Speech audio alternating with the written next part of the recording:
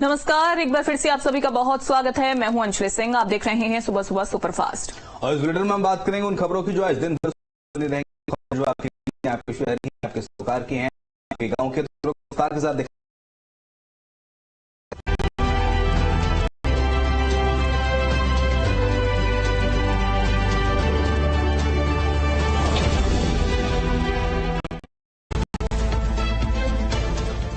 BJP मुख्यमंत्री परिषद की बैठक का अंतिम दिन। पीएम मोदी भी पहुंचे बीजेपी दफ्तर। बीजेपी अध्यक्ष जेपी नड्डा पहुंचे बीजेपी दफ्तर। बैठक में गुड गवर्नेंस पर पीएम का जोर। दिल्ली में भाजपा मुख्यमंत्री परिषद की बैठक का अंतिम दिन। मध्य प्रदेश छत्तीसगढ़ के सीएम पहुंचे भाजपा दफ्तर। लोकसभा चुनाव के परिणाम और आगामी चुनावों पर मंथन।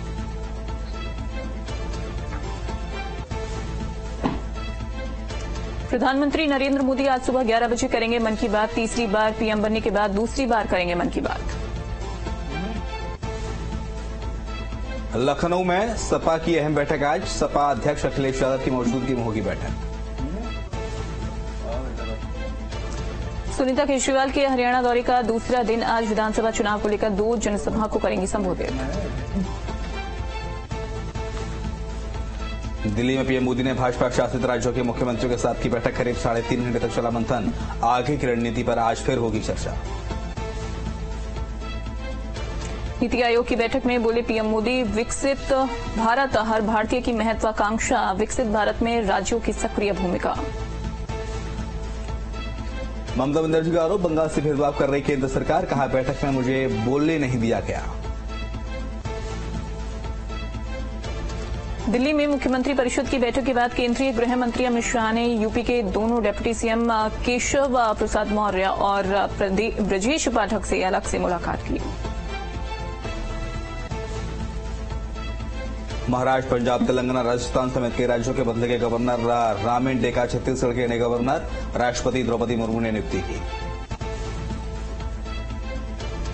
दिल्ली के ओल्ड राजेंद्र नगर में हुए हादसे में मृतकों की संख्या बढ़कर हुई 3। कोचिंग सेंटर के बेसमेंट में पानी भरने से हुआ हादसा। पुलिस कर रही लोगों से पूछताछ। रेस्क्यू ऑपरेशन जारी।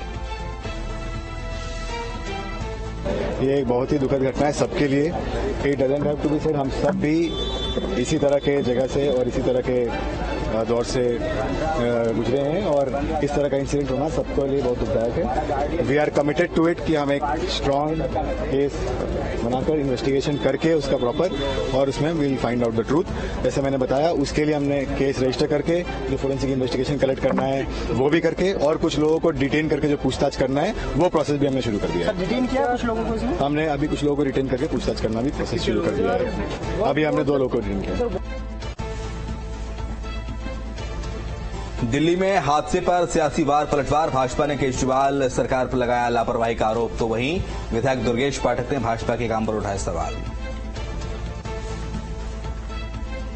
दिल्ली में कोचिंग सेंटर हादसे पर फूटा छात्रों का गुस्सा। कोचिंग सेंटर के बाहर किया प्रदर्शन। लापरवाही का लगाया आरोप। दिल्ली की क्लस्टर बस में बम मिलने की खबर। पुलिस और एनएसजी को जांच में नहीं मिला कुछ भी संदिग्ध सामान।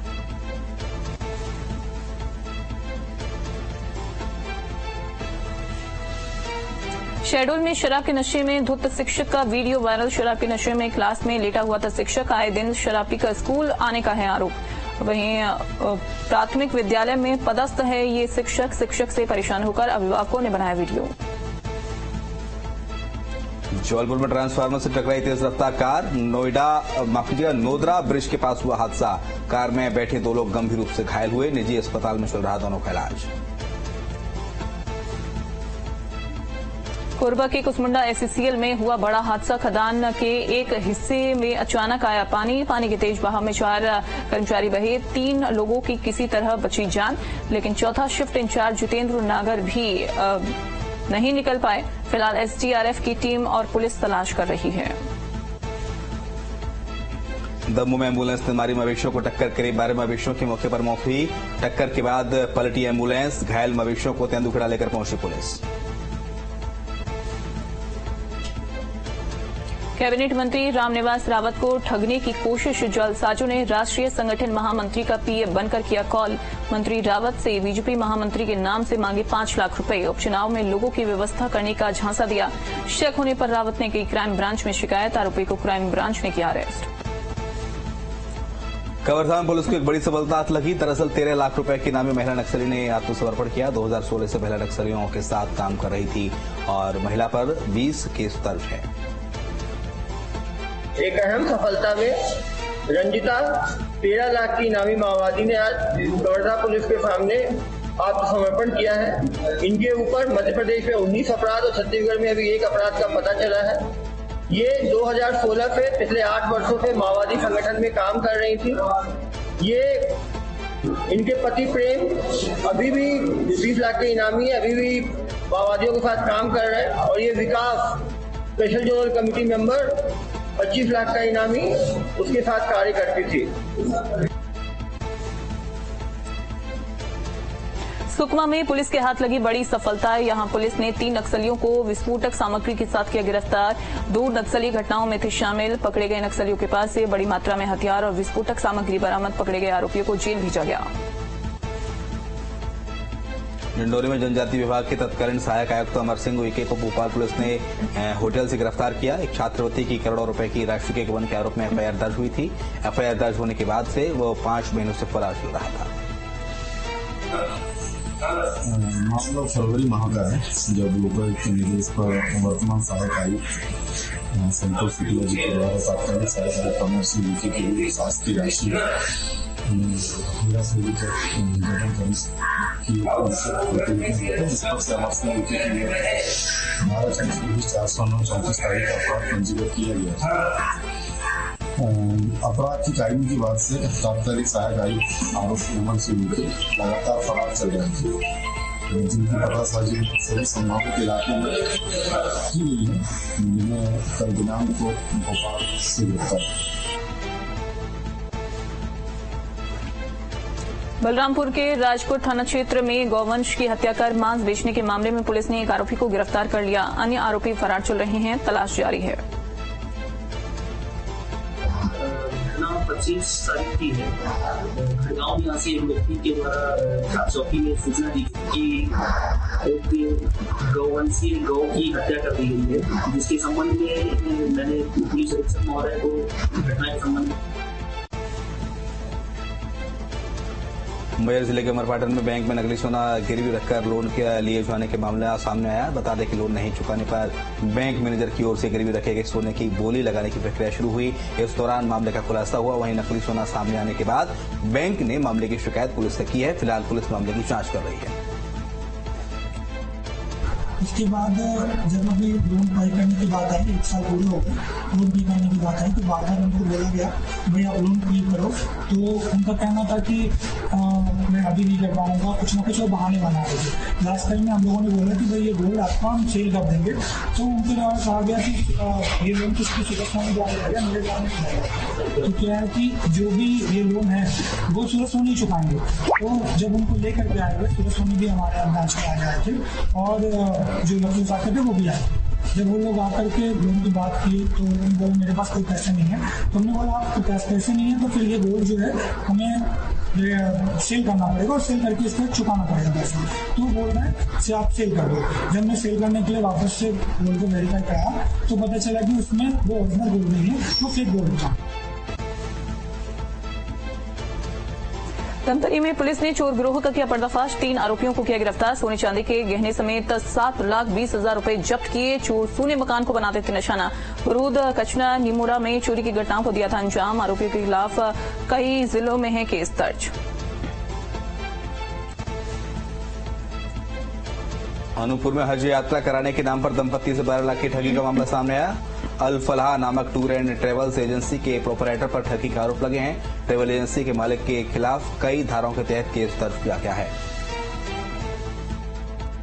मामला ये है कि एक सरवीर उल्ला करके महाराज एयरपोर्ट के रहने वाले हैं, जिनके द्वारा हमने संपर्क किया था मोबाइल द्वारा से। उन्होंने बताया कि हम हज उमरा कराते हैं, जिससे मैंने अपने पिताजी के शकीर अहमद कुरैसा बेगम का आरटीजीएस के मामले में 6-6 लाख रुपए जमा किए, उनके खाते में गया, जिसका खाता भारतीय स्टेट बैंक का था। उसके बाद हमें 8 जून को बॉम्बे बुलाया गया और बुलाने के बाद में तनवीरुल्लाह ने वहां से एक 2-11 भाग गया वहां से, और हम बम्बई में परेशान रहे।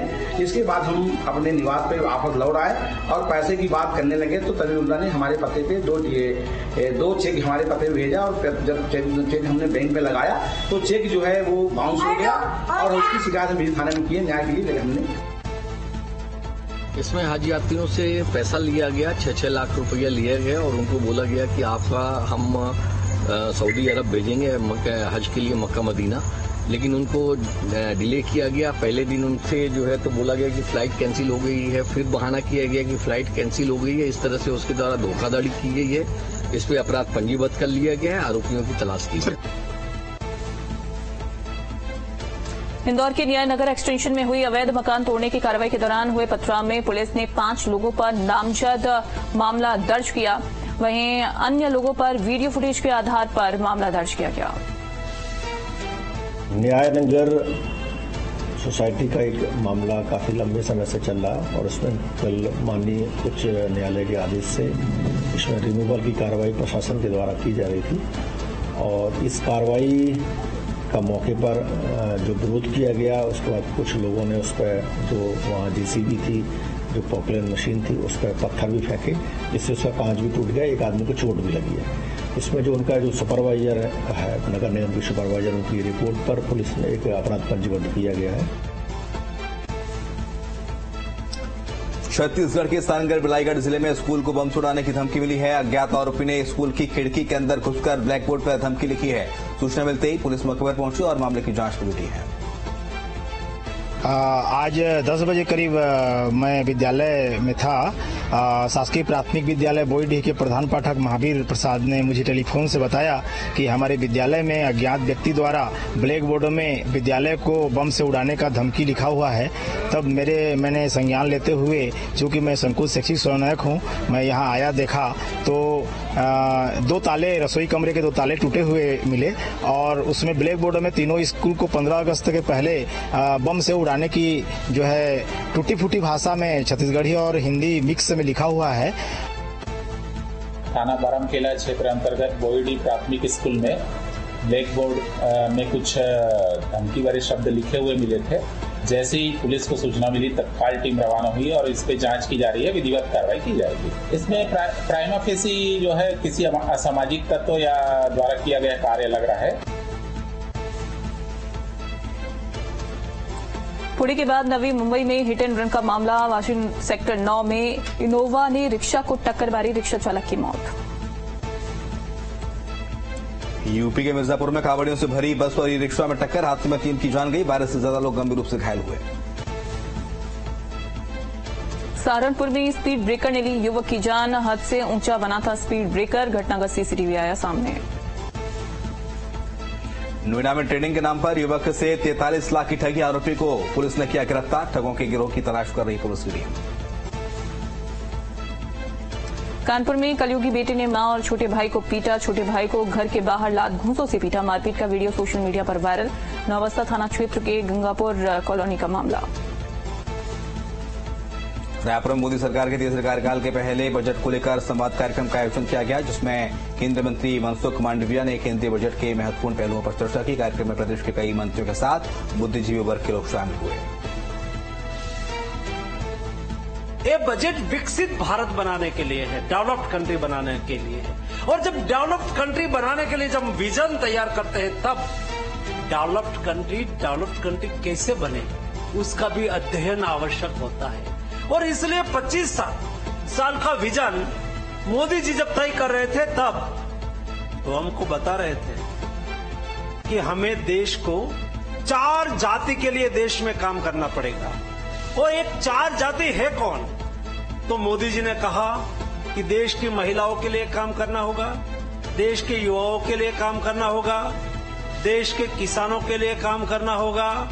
आप जब 4 वर्ग के लिए काम करेंगे और उसका सशक्तिकरण होगा, तो देश का सशक्तिकरण होगा और देश विकसित भारत बनेगा। मनेंद्रगढ़ दौरे पर आए छत्तीसगढ़ के स्वास्थ्य मंत्री श्याम बिहारी जायसवाल का बड़ा बयान। एक सवाल के जवाब में उन्होंने कहा, प्रदेश में कोई भी शासकीय डॉक्टर अगर ड्यूटी के वक्त अगर प्राइवेट प्रैक्टिस करते पाया गया तो उसकी खैर नहीं। उसके लिए हम कार्य योजना बना रहे हैं। आने वाले समय में कोई भी डॉक्टर अपनी ड्यूटी पीरियड में उसको ड्यूटी करना ही होगा, चाहे किसी भी स्तर का हो, और उस बात की भी मॉनिटरिंग रखी जाएगी। कोई भी डॉक्टर अगर ड्यूटी पीरियड में प्रैक्टिस करते हैं तो उनके ऊपर भी हम बड़ी कार्रवाई भी करेंगे और उनके जो हॉस्पिटल या नर्सिंग होम होंगे उसकी भी मान्यता खत्म करेंगे। रायपुर में 24 जुलाई को कांग्रेस के विधानसभा घेराव के दौरान पुलिस से झड़प को लेकर महापौर एजाज ढेबर ने खड़े किए सवाल। प्रेस कॉन्फ्रेंस कर कहा पुलिस ने उन्हें टारगेट किया और उन पर कई धाराओं में केस दर्ज किया गया।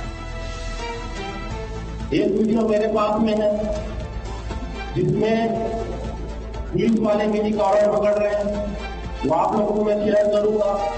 पुलिस वाले मेरे को ढकेल रहे हैं। क्या जो पुलिस वाले मुझे मारे, जो पुलिस वाले ने मेरे पर प्रहार किया, जो पुलिस वाले ने मेरी तस्वीर तोड़ी, क्या उनके ऊपर भारतीय जनता पार्टी के लोग बोलेंगे या यहाँ के एसपी क्या उनके ऊपर अपराध पंजीबद्ध करेंगे? केंद्रीय राज्य मंत्री तोकन साहू ने दुर्ग के साइंस कॉलेज में आयोजित बजट संवाद कार्यक्रम में हिस्सा लिया। इस दौरान उन्होंने केंद्र सरकार की उपलब्धियों को गिनाया। पहली बार इस देश के प्रधानमंत्री माननीय नरेंद्र मोदी जी जो गरीब के बेटे हैं, उन्होंने गरीब के दर्द को समझा, पक्की मकान बनाने की योजना बनाई। 4 करोड़ आवास जनता को पहले ही समर्पित कर चुके हैं।